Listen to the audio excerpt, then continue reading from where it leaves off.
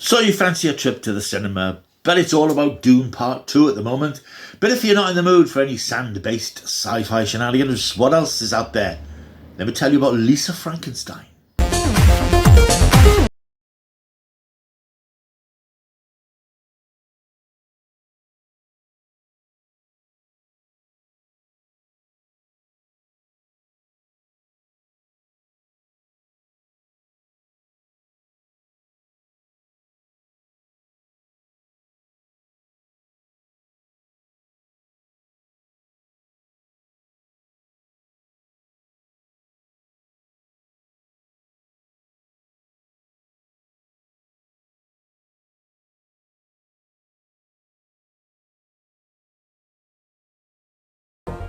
Hello, welcome back to my world of stuff. Lisa Frankenstein is the debut feature film by Zelda Williams, who is in fact the daughter of the late great much missed Robin Williams. And it's written by Diablo Cody. Only in America could there be somebody called Diablo.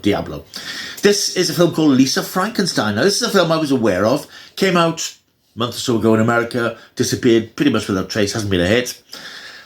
And I read a little bit about the synopses and skimmed through some reviews and thought, yeah, it sounds like a sort of gothy coming-of-age sort of film. Not for me. So I decided to give it a miss, which was a mistake. I read a review of it by a friend and colleague of mine from Starburst magazine, Jack Bottomley, who gave it a glowing review last week, and that intrigued me. It piqued my interest. I thought I would toddle off and take a look at Lisa Frankenstein, and I'm so glad I did, because this is a really good, fun, dark horror comedy.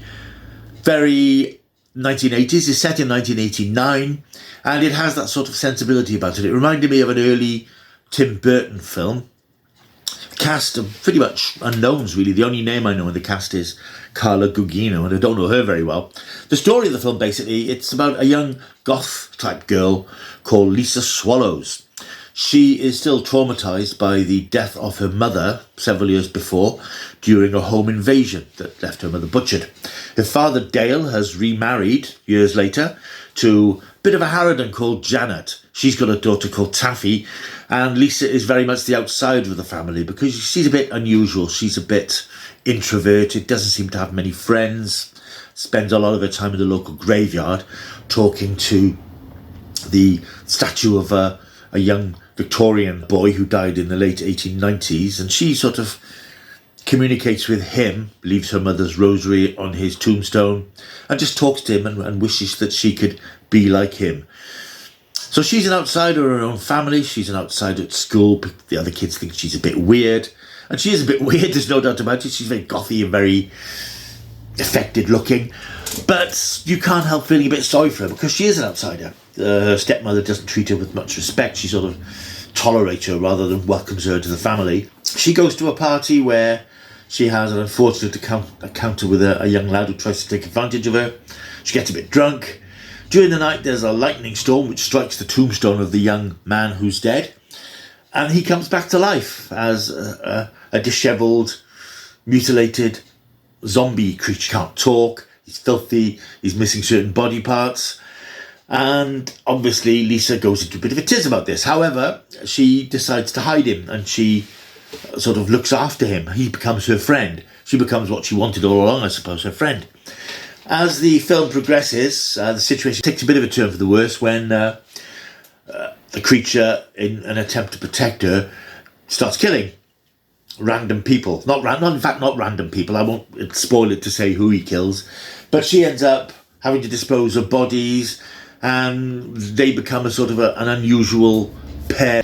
It's a really good fun film. I mean, it's fun. It has those moments of horror, but it's sort of set aside and steps back from pure horror, really, because it has this slightly larger than life feel about it. I mean, we are talking about a reanimated corpse, so yeah, it's going to be larger than life. Well observed, Paul. But it's actually very well done. I really fell for it. It took me a little while to feel welcomed by it in a way, because I felt I was out of my comfort zone. I tend to avoid things with sort of snarky teenagers in high school and their crushes and all that sort of stuff, because it's not my wheelhouse. I'm a little bit beyond that sort of thing. But it's in the genre that I'm interested in, and I'm glad I persevered, because after about 40 minutes, when things start to happen, I sort of got invested in it. I found myself rooting for Lisa, even though she ends up doing some pretty stupid things. she just wants to be loved, I suppose. She wants to find her place in the world, and she does that with a reanimated man from the 19th century. It's very good. It's really very good film. It's nicely directed. The script is very good. The acting, as I said, it's largely an unknown cast. Lisa is played by Catherine Newton. I thought I knew the name. It's a name that seems to ring a bell, but I don't recognise the things she's been in. Cole Sprouse, that's a great name. He plays the reanimated Victorian boy who has, should we say, no dialogue. And it's just good fun. It's very warped, I suppose. It's very unusual, a very unusual film, which I really enjoyed. It didn't do very well at the box office in America. I can't imagine it'll do very well here. I don't imagine it was a high budget film, so I think it probably won't end up losing a lot of money because it will sort of tick over a little bit. But I think it does have, as Jack did say in his review in Starburst magazine, incidentally, although it's his reviews online, he did say that it's destined to be a future cult classic. And I think that's likely because Zelda Williams, who directed the film, she has said that it's in the same universe as the film called Jennifer's Body, starring Megan Fox, which came out many years ago. And yeah, I mean, I've only seen that once. I wasn't that keen on that. But it has that same sort of slightly askance look at the world that had. I can sort of see them existing in the same world. Not that it matters, of course, because there's never going to be a Jennifer's Body versus Lisa Frankenstein film. But yeah, I can see it has the same aesthetic. It has the same feel to it. It's a really good film. It's in cinemas now in the UK. I would advise you, if Dune is not your thing, or if you've seen Dune, you're looking for something else a bit unusual, this will float your boat. It's a very good film, and I'm going to give it, Lisa Frankenstein gets from me an 8 out of 10. In cinemas now, so I would say to you, go check it out. Go on. Right, thank you for watching. I hope you've enjoyed this video. If you have, if you've stumbled across this channel, why not 1, like, 2, importantly, subscribe. Please press that button. Tell your friends too. And also take a look back at some of the other stuff on the channel. There's loads of film reviews, TV reviews, physical media updates, all that sort of stuff. Because that's what I do. So I'll see you soon. Until I do, go and see Lisa Frankenstein. Keep taking the stuff.